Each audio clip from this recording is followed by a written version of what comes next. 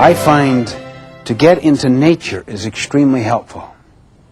To get alone in nature, to begin to look deeply at yourself.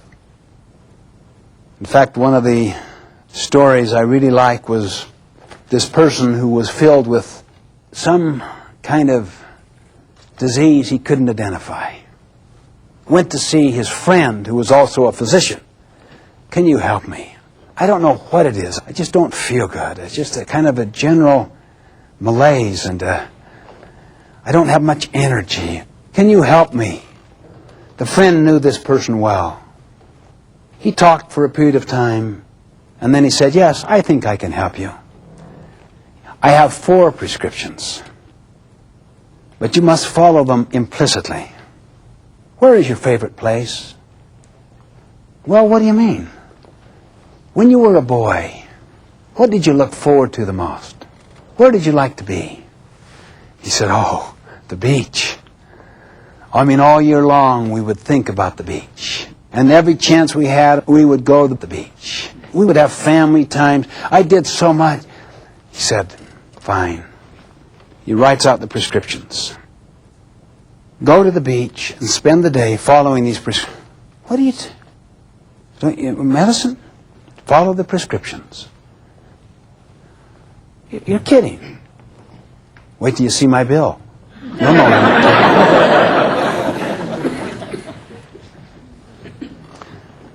But you can't take anything.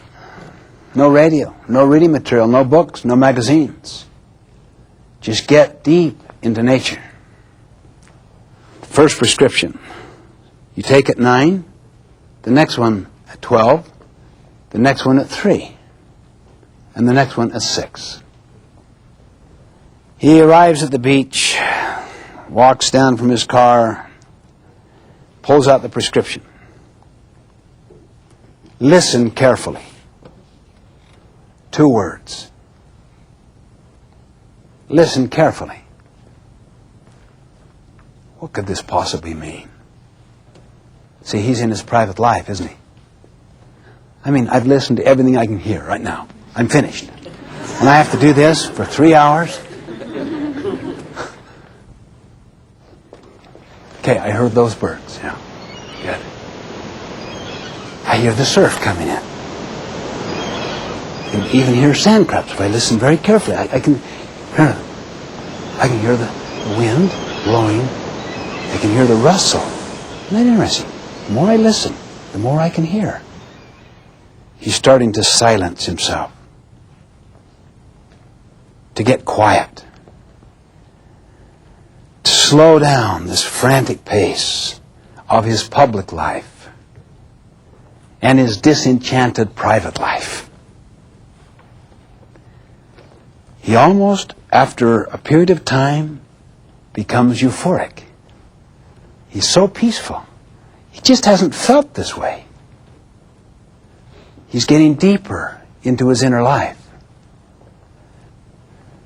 He's almost loath to take the second prescription because he has really enjoyed this first one. He pulls out the second one. 3 words this time. Try reaching back. That throws him. What could this possibly mean? Try reaching back. Well, maybe I should start thinking about the past. So he started to get into his memory. You know, I remember after school, I can remember the excitement we had. I can remember my brother. What a choice association. He became very nostalgic, very emotional. He remembered running down the beach after school with his brother, just screaming like wild people that just couldn't get enough of this fresh air, this scene, this freedom, and the excitement, and how they would just kind of dance around and hug each other, and they would have family times. And they would play in the surf and the water and build castles. And this thing went on for 3 more hours. And he was even more loath to move to the third prescription. This time, though, he was really deep into his inner life, which contains so much of memory. Third prescription. This was the tough prescription. This was the core prescription. The other two were in preparation for this one. This drove him into his deep inner life with enormous force. Re-examine your motives. For 3 hours, re-examine his motives. What is my center? What is my vision? What is my mission? What is my core? What is it I'm about? This was tough, really tough. He began to observe a pattern. He began to discover that he had put at the center of his life himself, his own need fulfillment, that he was selfish. Even some of his so-called selfless activities were selfish in that he wanted to be known for them. There was nothing anonymous, deeply anonymous in his service to others. His private life was different than his public. He would put on that he was caring, but inwardly there was some selfish motive that was being served inside himself. And he started to come to an awareness, his malaise, his boredom, his disease was of the spirit, the selfishness of his life, that his whole motive structure was improperly centered, not on true contribution. And he spent much of that time reorganizing, reorienting, replanting new motives, new desires, those that were congruent with higher principles. And that was the creative part. He started using his imagination instead of just living out of his memory. You see, when you live out of your memory, you focus upon the past. When you live out of your imagination, you focus on the future. What lies behind us is nothing compared to what lies within us and ahead of us. But it took this self-analysis, this self-awareness, this self-exploration to get him to the point where he was really willing to explore, to examine his motives, and to cultivate new ones. When 6 o'clock came, he had finished. For the first time, he knew, I know what my life is about.